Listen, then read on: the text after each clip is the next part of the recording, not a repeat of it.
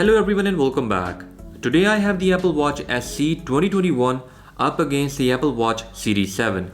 So why you should upgrade or spend some extra money on Apple Watch Series 7? That's what we are going to find out. I'll be comparing the hardware, build quality, features, price, and in the last I will give my personal opinion. So starting off with the boot up speed test.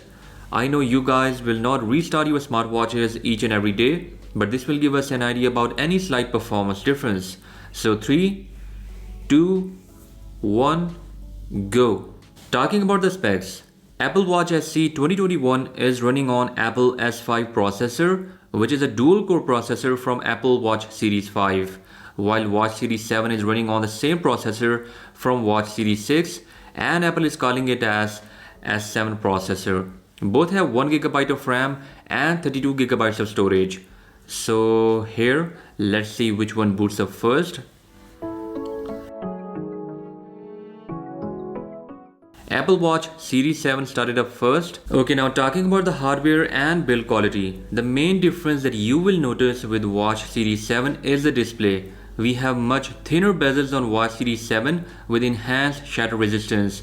Here I have 45mm Watch Series 7 and 44mm Apple Watch SE. You can see the difference in display if you're using a bright watch face, but if you're using a black watch face, the difference isn't much noticeable. Display on Apple Watch SE isn't that much shatter resistant as compared to Watch Series 7. Also, we have LTPO display on Apple Watch Series 7 that enables it to have that always on display feature which is missing on Apple Watch SE. Apart from display, both have aluminum frames and both have glass on the back with fully wireless charging. Also, you can see that we have a lot more sensors on the back of Apple Watch Series 7 as compared to Apple Watch SE. There is no fast charging on Apple Watch SE, while we do have fast charging on Apple Watch Series 7. But for that, you need a USB Type-C fast charging adapter. Now moving on to the features, Apple Watch Series 7 has heart rate and blood oxygen monitoring sensor. Also, you can record ECG on Apple Watch Series 7, but it is available in limited number of countries. So make sure you check them out before buying this smartwatch. Apple Watch SE on the other hand has only heart rate monitoring sensor.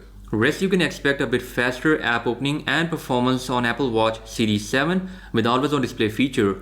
Battery life is also a bit more on Apple Watch Series 7 if you get it in 45mm size, while Apple Watch SE gives me about 1 day of usage as compared to 1.5 on Apple Watch Series 7. Else both have same app compatibility. Both are running on the latest watchOS software and both will be getting watchOS 9 in future as well.